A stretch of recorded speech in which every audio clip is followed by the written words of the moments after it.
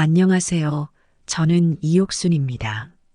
올해 69세가 되었고 두 아이의 어머니입니다. 얼마 전 큰 결정을 내렸습니다. 바로 집 비밀번호를 바꾼 것입니다. 처음에는 이렇게까지 해야 하나 고민도 많았지만 오랜 생각 끝에 내린 결론이었어요. 제 이야기를 들으면 왜 이런 결정을 했는지 이해하실 수 있을 겁니다. 사실 저는 이 결정을 내리기까지 많은 밤을 지새웠습니다. 자식들이 오지 못하게 하는 것이 과연 옳은 일인가? 내가 너무 과민하게 반응하는 것은 아닌가? 스스로를 수없이 되돌아봤습니다. 하지만 자식들로부터 받는 상처는 더 이상 견딜 수 없을 만큼 컸습니다. 남편이 세상을 떠난 후 집은 저에게 유일한 안식처였습니다. 하지만 이곳에서조차 자식들로 인해 상처받는다면, 이 집마저 저를 지켜주지 못한다면 저는 어디에서 위로를 받을 수 있을까요? 그래서 저는 용기를 내어 결단을 내렸습니다. 집 비밀번호를 바꾼 후 자식들이 더 이상 들어올 수 없게 된 것이죠. 이 결정이 자식들에게는 충격일 수도 있겠지만 저는 제 삶을 지키기 위한 최선의 방법이라고 생각합니다. 여러분이 제 이야기를 들으며 저의 마음을 이해해 주셨으면 합니다. 자식들을 사랑하지 않는 것이 아닙니다. 오히려 너무나도 사랑하기에 그들의 무관심과 냉대가 더욱 아프게 다가오는 것입니다. 저의 이야기를 통해 많은 분들이 부모로서의 고충을 이해하고 공감해 주셨으면 합니다. 이제부터 제 이야기를 차근차근 들려드리겠습니다. 제 남편과 저는 두 아이를 정말 사랑하며 키웠습니다. 아들 민수와 딸 수진이는 저희 부부의 자랑이었죠. 민수는 어릴 때부터 장난꾸러기였고 수진이는 언제나 웃는 얼굴로 주변을 밝게 했어요. 가족여행도 자주 다니고 주말마다 함께 시간을 보내며 많은 추억을 쌓았습니다. 그때는 우리 가족이 정말 행복했어요. 어릴 적 민수는 항상 에너지가 넘쳤습니다. 하루는 집 앞 공원에서 민수가 자전거를 타다가 넘어져 크게 울었죠. 제가 달려가서 민수를 안아주며 눈물을 닦아주었을 때 민수는 저를 꼭 껴안고 울음을 그치던 기억이 납니다. 그때 저는 이 아이가 언제나 제 곁에서 안전하고 행복하게 자라기를 바랬습니다. 수진이는 언제나 웃음이 많아 집안 분위기를 밝게 만들어 주었어요. 수진이 웃음소리는 마치 햇살 같아서 힘든 일도 수진이의 웃음 한 번에 사라지는 것 같았어요. 우리 가족은 주말마다 소풍을 갔습니다. 가까운 산으로 등산을 가기도 하고 바닷가로 드라이브를 가기도 했어요. 한 번은 캠핑을 가서 밤하늘의 별을 보며 서로의 꿈을 이야기했던 기억이 납니다. 민수는 그때 축구 선수가 되고 싶다고 했고 수진이는 피아니스트가 되고 싶다고 했어요. 저와 남편은 아이들의 꿈을 응원하며 그들이 원하는 것을 할 수 있도록 최선을 다해 지원했습니다. 아이들이 학교에 들어가면서 저희 부부는 더욱 바빠졌습니다. 민수의 축구 시합을 보러 다니고 수진이의 피아노 연주회를 준비하며 늘 아이들과 함께 시간을 보냈습니다. 민수가 처음으로 축구 시합에서 골을 넣었을 때 저는 너무 기뻐서 눈물이 날 정도였어요. 수진이가 처음으로 피아노 연주회에서 연주를 끝냈을 때 관객들의 박수 소리에 저 역시 가슴이 뭉클했습니다. 가족여행도 자주 다녔습니다. 여름에는 해수욕장으로, 겨울에는 스키장으로 떠나곤 했습니다. 한 번은 제주도로 가족여행을 갔는데 그곳에서 함께 자전거를 타며 아름다운 풍경을 즐겼던 기억이 납니다. 그때 수진이가 자전거를 타다가 넘어져 무릎을 다쳤는데 민수가 얼른 달려가서 동생을 일으켜 세우며 위로해주던 모습이 지금도 눈에 선합니다. 이렇게 저희 가족은 많은 시간을 함께 보내며 행복한 추억을 쌓았습니다. 저는 그 시절이 너무나도 그립고 다시 돌아갈 수만 있다면 무엇이든 할 수 있을 것 같아요. 하지만 시간이 지나면서 아이들은 점점 저희 부부의 곁을 떠나 각자의 삶을 살게 되었습니다. 그때는 아이들이 성장하고 독립하는 것이 자연스러운 일이라고 생각했지만 지금 돌아보면 그때부터 이미 아이들과의 거리가 점점 멀어지고 있었던 것 같습니다. 그렇기에 자식들이 저를 멀리하게 된 지금 그들과의 추억이 더욱 소중하게 느껴집니다. 이 추억들이 저에게는 큰 위로가 되지만 동시에 자식들이 더 이상 제 곁에 없다는 사실이 더욱 가슴 아프게 다가옵니다. 하지만 몇 년 전 남편이 갑작스럽게 세상을 떠나면서 모든 것이 달라졌습니다. 그날도 평소와 다름없이 시작되었지만 남편이 회사에서 돌아오지 않았습니다. 평소에는 저녁이 되면 집에 들어와 밝게 인사하던 남편이었는데 그날은 아무런 소식이 없었습니다. 시간이 지날수록 불안감은 커져만 갔습니다. 그리고 결국 병원에서 걸려온 전화 한 통이 우리의 인생을 송두리째 바꿔놓았습니다. 남편은 심장마비로 세상을 떠났고 저는 그 소식을 듣는 순간 온몸이 얼어붙는 것 같았습니다. 한순간에 저의 반쪽을 잃어버린 기분이었어요. 남편은 저의 삶의 동반자였고 우리 가정의 기둥이었습니다. 그의 부재는 저에게 너무나 큰 충격이었고 그 슬픔을 어떻게 견뎌야 할지 알 수 없었습니다. 저의 삶은 그 순간부터 전혀 다른 모습으로 바뀌기 시작했습니다. 남편이 없어진 후 저희 가정은 완전히 변했습니다. 남편이 살아있을 때는 집이 언제나 따뜻하고 활기찼습니다. 남편의 웃음소리와 다정한 말투, 그리고 그가 만들어내는 따뜻한 분위기가 우리 가족을 항상 행복하게 만들었습니다.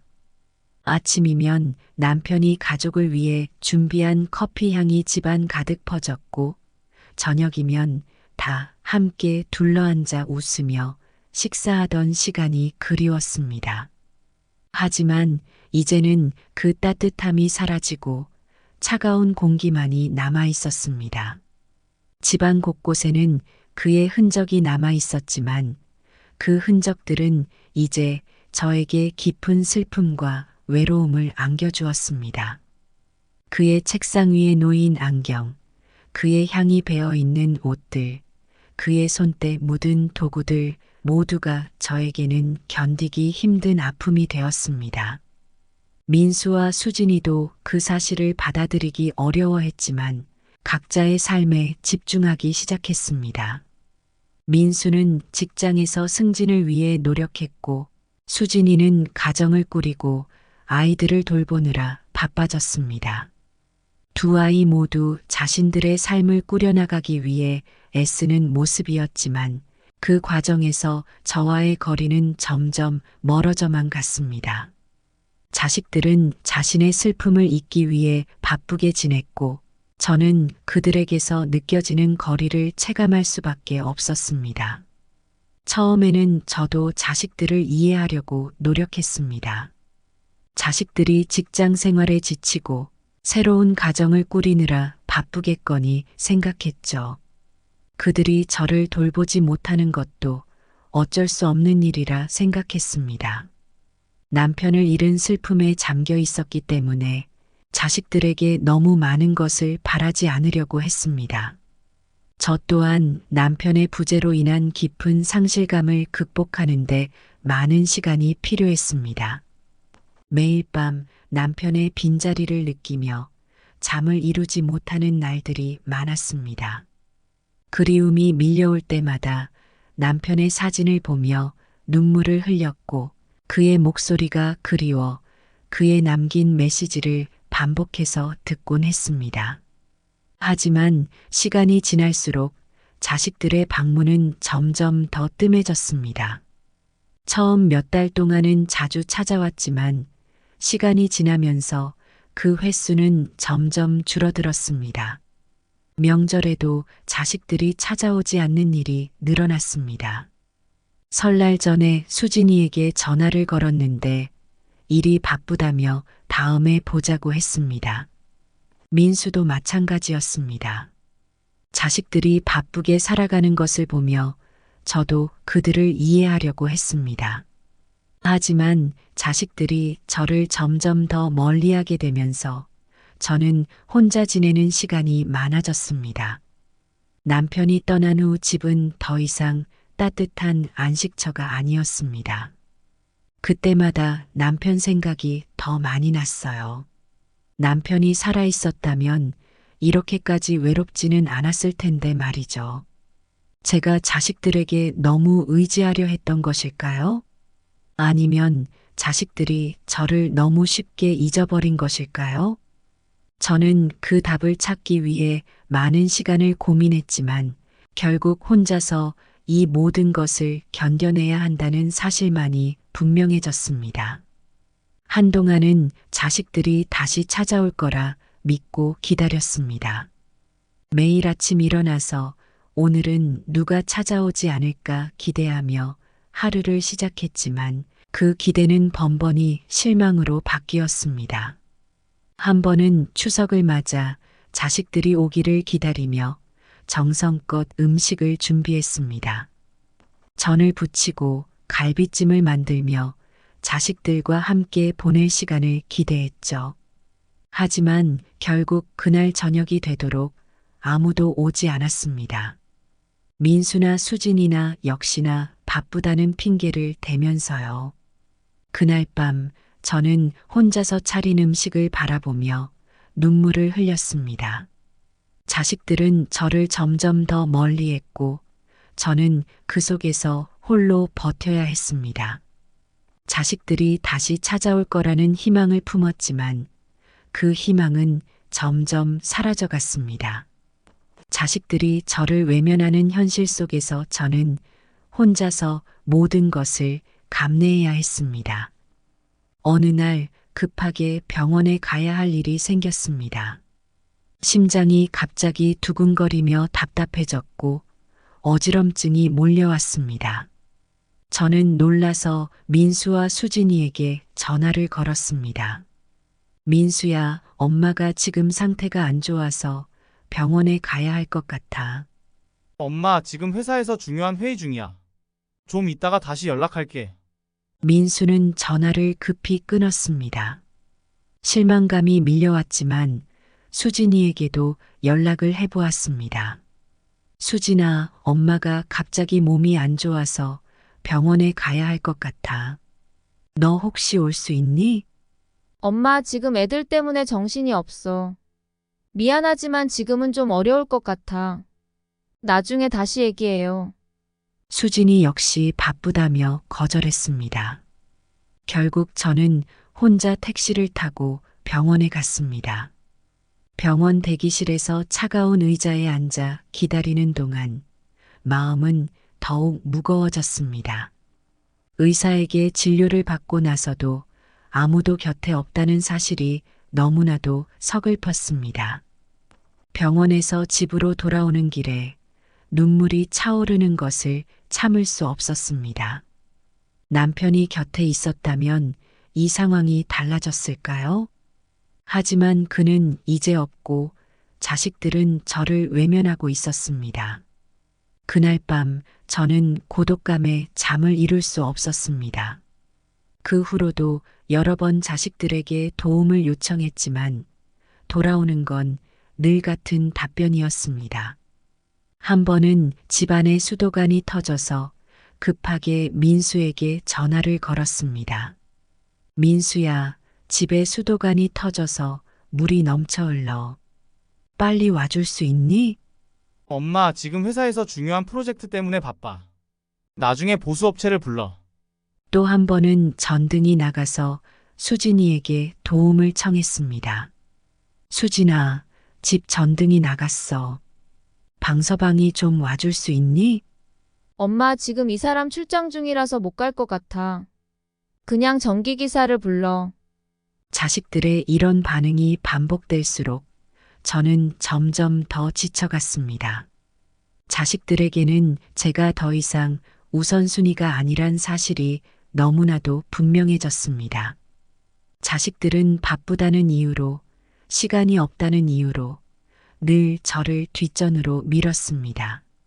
한 번은 고관절이 아파서 병원에 다녀왔을 때였습니다. 그때도 혼자였습니다.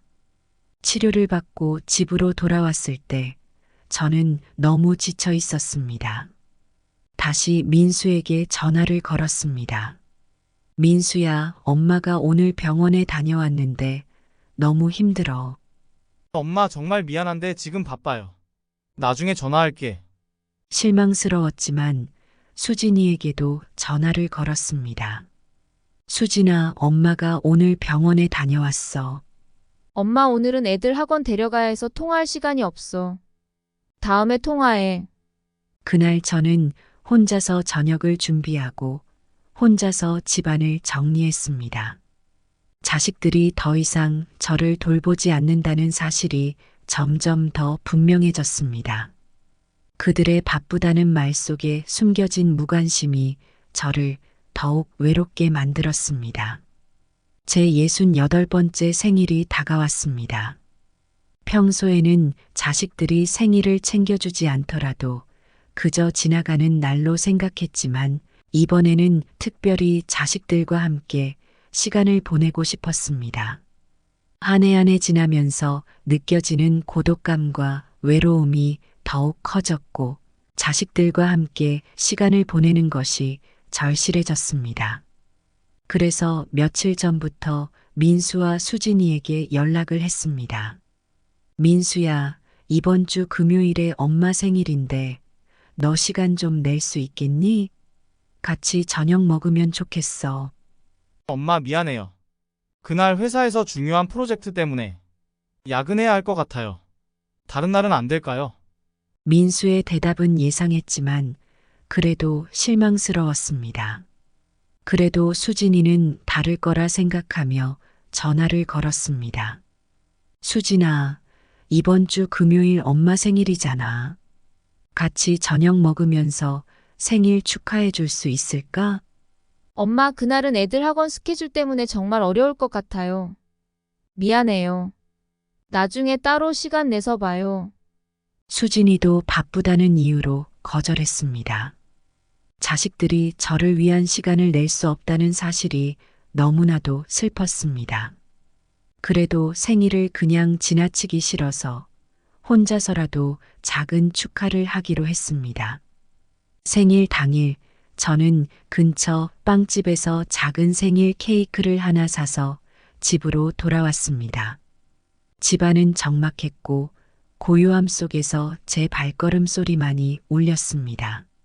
식탁에 케이크를 올려놓고 초를 켰습니다.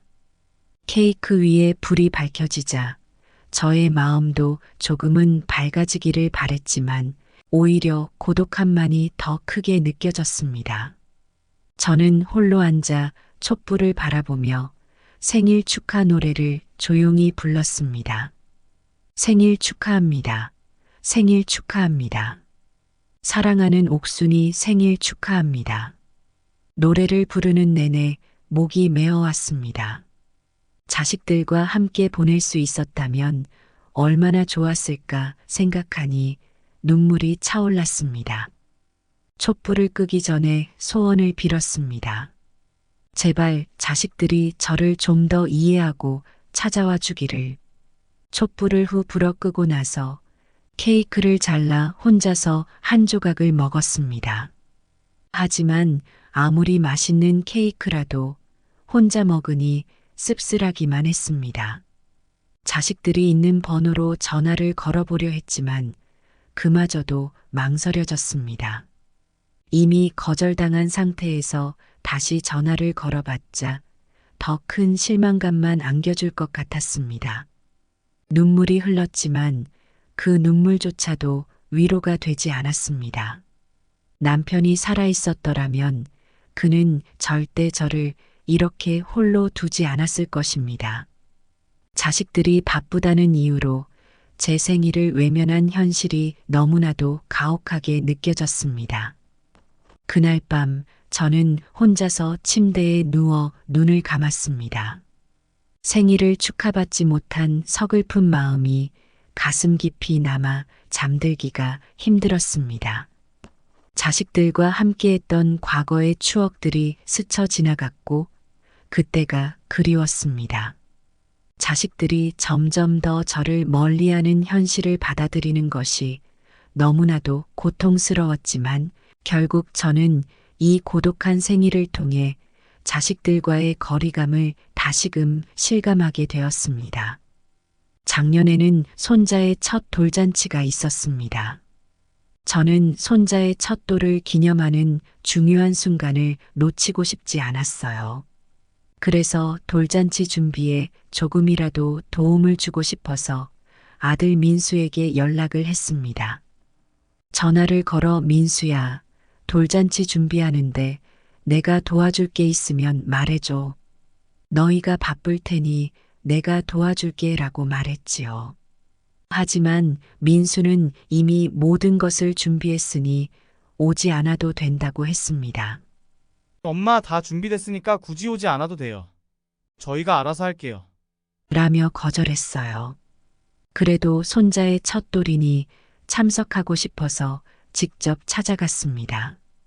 돌잔치 당일 저는 예쁜 한복을 입고 정성껏 준비를 마치고 집을 나섰습니다. 손자의 첫 돌은 저에게도 큰 의미가 있는 날이었으니까요. 하지만 돌잔치 장소에 도착했을 때 저를 반겨주는 이는 아무도 없었습니다. 민수와 며느리는 손님들을 맞이하느라 바빴고 저는 그저 구석에서 멀뚱히 서 있을 수밖에 없었어요. 마음속에 쓸쓸함이 밀려왔지만 손자의 얼굴을 보는 것만으로도 위로가 될 것이라 생각하며 자리를 잡고 앉았습니다. 돌잔치가 진행되는 동안 저는 여러 번 외로움을 느꼈습니다.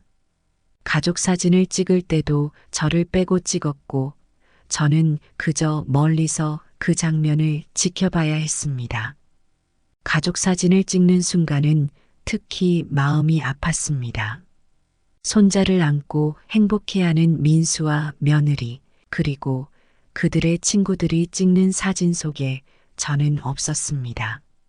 자리를 찾아 앉아 있던 저는 마치 남의 집 행사에 온 것 같은 기분이 들었습니다. 주변의 다른 사람들은 저를 신경 쓰지 않았고 저는 그저 한켠에서 홀로 식사를 해야 했습니다. 돌잔치가 끝나고 돌아오는 길에 저는 참으로 많은 생각이 들었습니다. 그날 집으로 돌아오면서 왜 제가 이토록 외로운지 자문하게 되었습니다. 내 아들 민수는 왜 나를 이렇게 대할까? 나는 무엇을 잘못했을까 하는 생각이 머릿속을 떠나지 않았습니다. 손자의 첫 돌잔치는 제가 손꼽아 기다리던 순간이었지만 그날의 경험은 저에게 큰 상처로 남았습니다. 돌잔치가 끝난 후 집으로 돌아오는 길은 유난히 길고 힘들게 느껴졌습니다. 집에 도착해서 한참을 울었던 기억이 납니다. 자식들에게는 그저 짐이 된 걸까? 나는 더 이상 필요 없는 존재일까 하는 생각이 머릿속을 떠나지 않았습니다. 손자의 첫 돌이라는 특별한 날에도 저는 그저 방관자로서의 역할밖에 할 수 없었습니다. 이런 상황이 계속 반복될수록 저의 마음은 점점 더 무너져 내렸습니다. 그날 이후로 저는 자식들과의 관계에 대해 깊이 생각하게 되었고 스스로를 지키기 위한 결단을 내리게 된 것입니다. 이렇게 저는 손자의 첫 돌잔치에서도 외로움을 느끼고 그날의 경험이 제 마음에 깊은 상처로 남았습니다. 자식들과의 관계가 더 이상 회복될 수 없다는 것을 깨닫고 저는 제 삶을 다시 돌아보게 되었습니다. 자식들이 저를 찾아오지 않더라도 스스로를 지키기 위해 집 비밀번호를 바꾸기로 결심한 것은 이런 일련의 경험들 때문이었습니다. 그날의 기억은 저에게 많은 것을 깨닫게 해주었고 더 이상 외로움에 지지 않기로 마음먹게 된 계기가 되었습니다. 몇 달 전 제 인생에서 또 하나의 큰 사건이 있었습니다. 그날도 평소처럼 주방에서 저녁을 준비하고 있었습니다. 불 앞에서 요리를 하고 있었는데 순간적으로 기름이 튀면서 불길이 치솟았습니다. 너무 놀라서 당황했지만 급하게 소방서에 신고를 했습니다. 소방차가 도착하기까지의 시간이 너무 길게 느껴졌습니다. 불길은 순식간에 번졌고 저는 어찌할 바를 몰랐습니다. 다행히 소방관들이 신속히 도착해서 화재는 큰 피해 없이 진압되었지만 그 후에도 집안 정리를 해야 했습니다.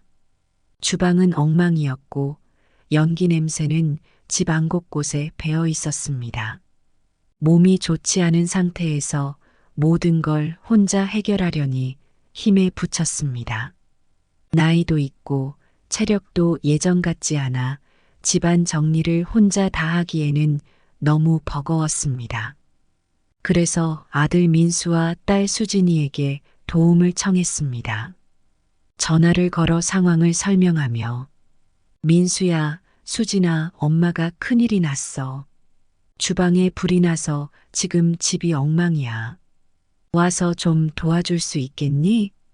라고 부탁했습니다. 그러나 두 사람 모두 바쁘다는 이유로 오지 못하겠다는 답변을 했습니다. 민수는 엄마 불 다 끈 거죠? 지금 못 가요. 나중에 갈게요. 수진이는 엄마 애들 돌봐야 해서 나갈 수가 없어요. 다음에 도와줄게요. 라고 말했습니다.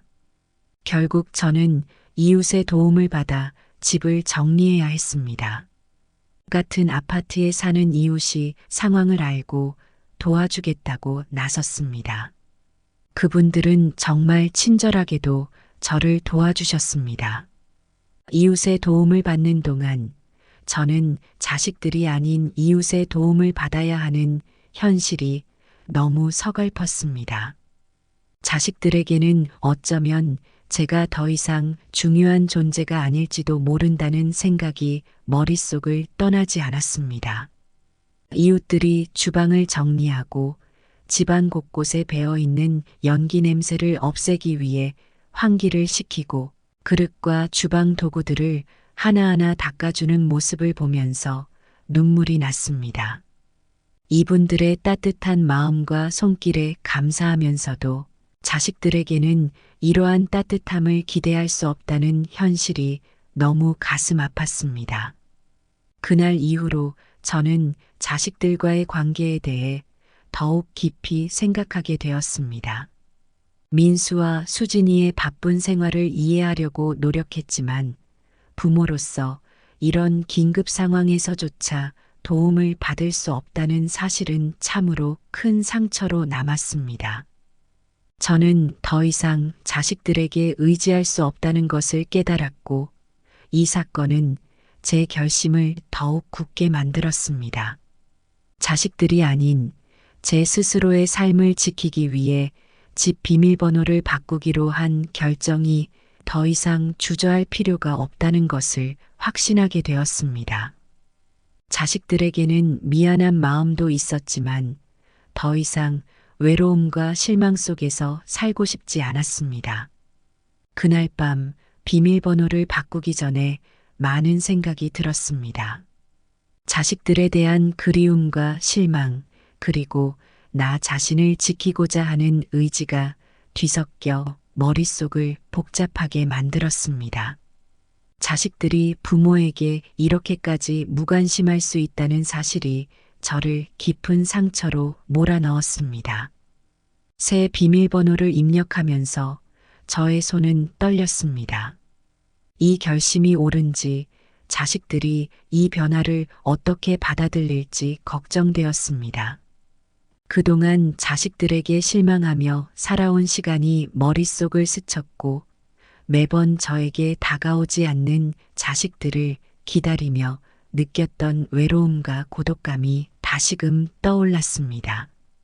하지만 제 마음속 깊은 곳에서는 이 결정이 필연적이라는 것을 알고 있었습니다. 더 이상 자식들에게 실망하지 않기 위해 그리고 나 자신을 지키기 위해 저는 이 결정을 내려야만 했습니다. 비밀번호를 바꾸고 난 후 저는 한동안 집안에서 울었습니다. 자식들에게 이러한 결정을 내릴 수밖에 없는 내 자신이 서글펐습니다. 하지만 이 결정을 통해 저는 자식들이 저를 얼마나 소중히 여기고 있는지 깨닫게 되기를 바랬습니다. 자식들이 이 변화에 놀라며 자신들의 행동을 반성하기를 희망했습니다. 처음에는 마음이 무거웠고 자식들이 언제 찾아올지 모른다는 불안감과 함께 그들이 비밀번호가 바뀐 것을 알았을 때의 반응이 두려웠습니다.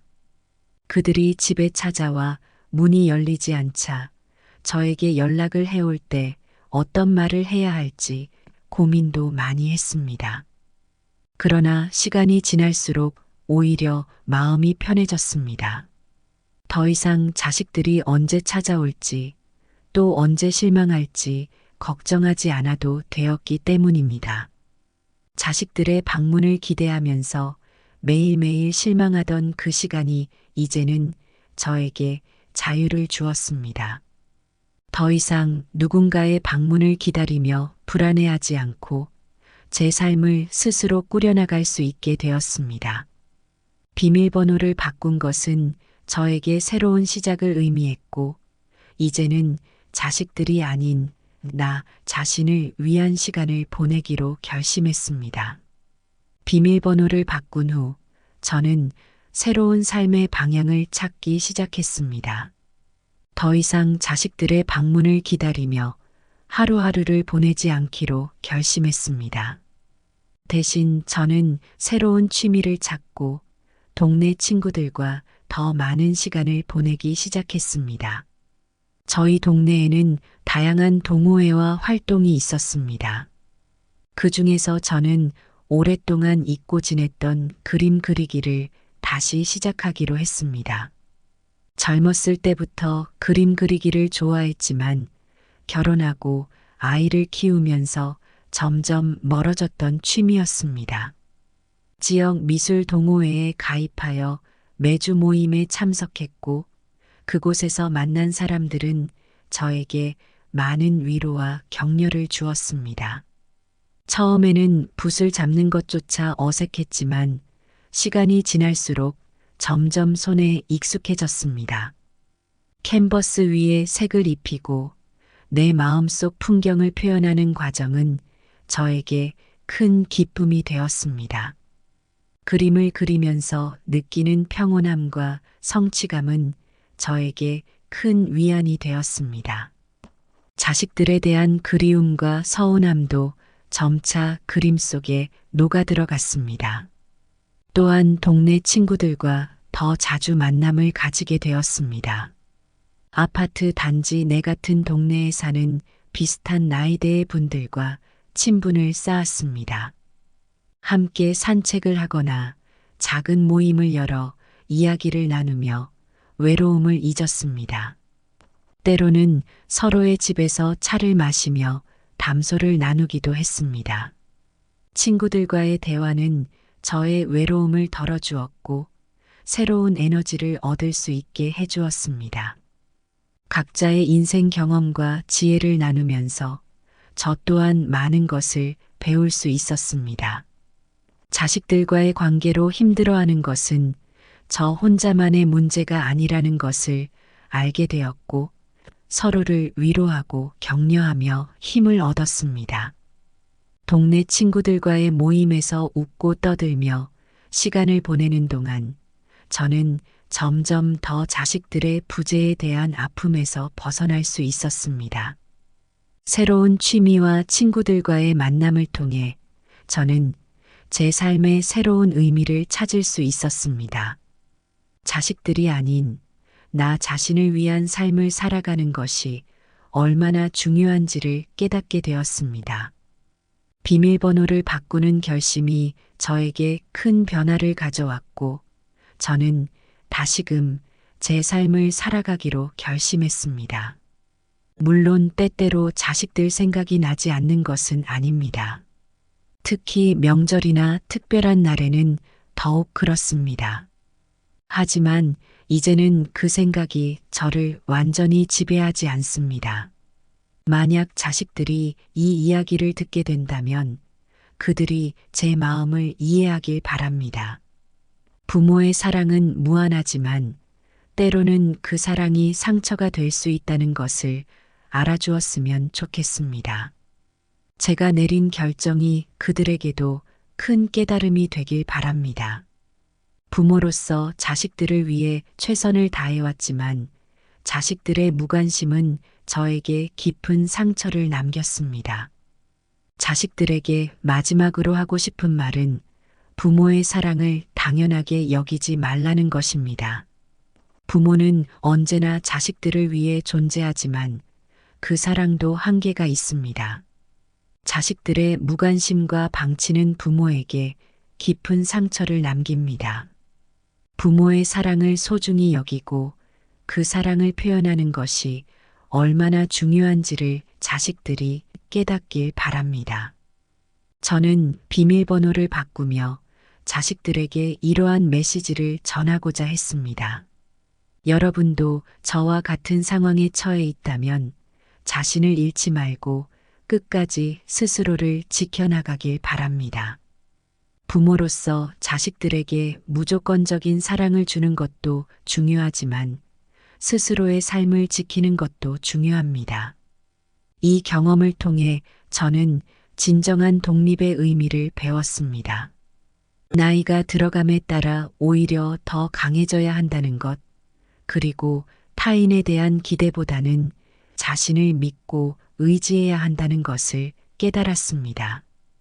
이제 저는 새로운 삶을 시작할 준비가 되었고 앞으로 어떤 변화와 도전이 올지 기대하고 있습니다. 이 결정은 단순히 비밀번호를 바꾸는 것 이상의 의미를 지녔습니다. 이는 제 삶의 새로운 장을 여는 시작점이었습니다. 자식들에 대한 기대와 의존에서 벗어나 저 자신의 행복과 가치를 찾아가는 여정의 첫걸음이었습니다. 비록 쉽지 않은 결정이었지만 이를 통해 저는 더 강하고 독립적인 사람으로 거듭날 수 있었습니다. 여러분도 저와 같은 상황에 처해 있다면 자신을 잃지 말고 끝까지 스스로를 지켜나가길 바랍니다. 부모로서 자식들에게 사랑을 주는 것도 중요하지만 스스로의 삶을 지키는 것도 중요하니까요.